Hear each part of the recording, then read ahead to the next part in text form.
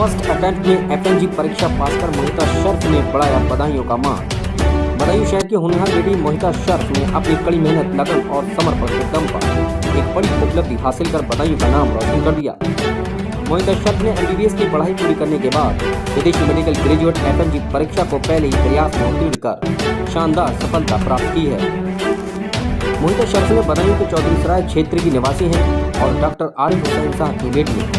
उनकी इस सफलता से परिवार ही नहीं बल्कि पूरे मोहल्ले और शहर में खुशी की माहौल है।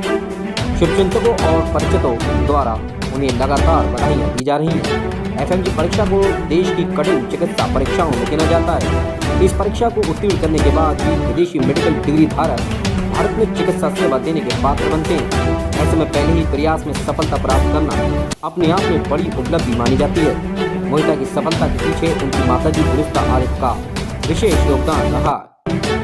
उन्होंने हर कदम पर उनका मार्गदर्शन और हौसला बढ़ाया। परिवारजनों का कहना है कि मोहिता शुरू से ही पढ़ाई में मेधावी और लक्ष्य के प्रति गंभीर रही है। मोहिता शर्फ की इस उपलब्धि से बदायूं के युवाओं, खासकर छात्रों को प्रेरणा मिली है कि मेहनत और आत्मविश्वास के बल पर किसी भी मुकाम को हासिल किया जा सकता है। संवाददाता मुजम्मिल हसन की रिपोर्ट। आदाब, नमस्कार दोस्तों, मेरे सामने एक बार फिर बदायूं के एक होनहार स्टूडेंट मोहिता शर्फ, मोहम्मद आरिफ साहब की, जो डॉक्टर आरिफ साहब हैं, बदायूं के कबूलपुरे में रहते हैं। उनकी बेटी ने यूक्रेन से एमबीबीएस करने के बाद एफएमजी का टेस्ट फर्स्ट अटेम्प्ट में क्वालिफाई किया। मैं उनसे बातचीत करूंगा। मेरे सामने बैठी हैं मोहिता शर्फ।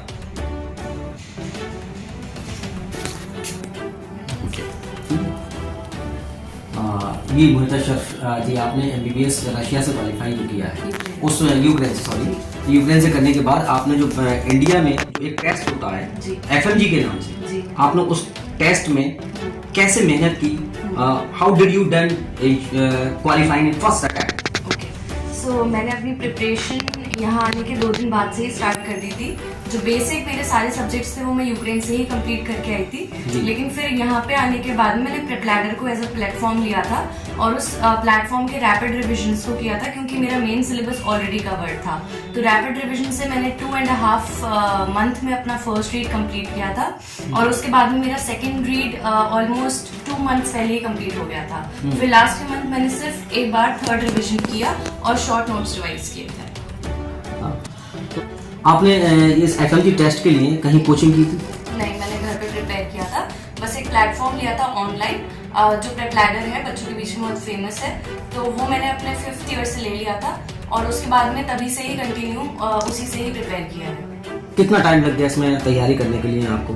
ये मुझे ऐसे 5th ईयर ऐसे स्टार्टिंग से ही प्रिपरेशन स्टार्ट रहती है। जब हम अपने एकेडमिकली यूनिवर्सिटी में एनरोल्ड होते हैं तो पहले तो उनकी बुक से स्टडी करना रहता है। फिर यहाँ आने के बाद में मुझे लगा कि इंडिया के अकॉर्डिंग थोड़ा और सॉलिडिफाई करना पड़ेगा, तो मैंने 5th ईयर में अपना प्रेपलैडर चूज कर लिया था और फिर 6 अपने यहाँ पे आने के बाद जो 6 मंथ्स का ड्यूरेशन हमारे पास होता है उसमें उनका रैपिड रिविजन किया था और टेस्ट सीरीज दी थी।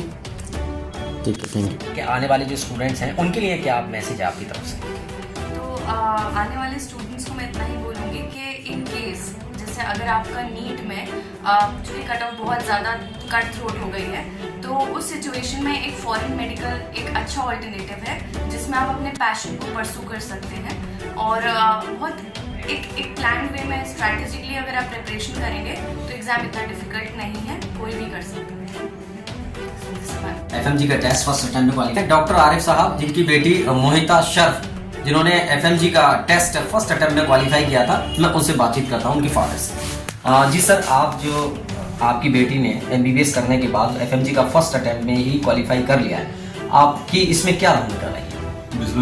मेरा तो यही कहना है कि बच्चे के अंदर काबिलियत होना चाहिए। बाकी हम लोग तो कोशिश करते हैं, सारे माँ बाप कोशिश करते हैं, लेकिन करना बच्चे को ही होता है। आखिरकार हमारी कोशिश ये पूरी रही कि ये बच्चा आगे से आगे बढ़े। इसके अंदर शुरू से पढ़ाई की लगन थी, इसने मेहनत की, हमने सपोर्ट किया और ये आगे बढ़ती चली। हालांकि बीच में काफ़ी अप डाउन आए, वहाँ बार भी यूक्रेन में वार भी हुई, कोविड भी आया, उसके बावजूद भी मेरी बेटी लगी रही और आज उसका नतीजा ये है कि इसने फर्स्ट अटेम्प्ट में, मेरी दिली इच्छा थी कि ये फर्स्ट अटेम्प्ट में क्लियर करे, उसने फर्स्ट अटेम्प्ट में अपना एफएमजी क्लियर किया।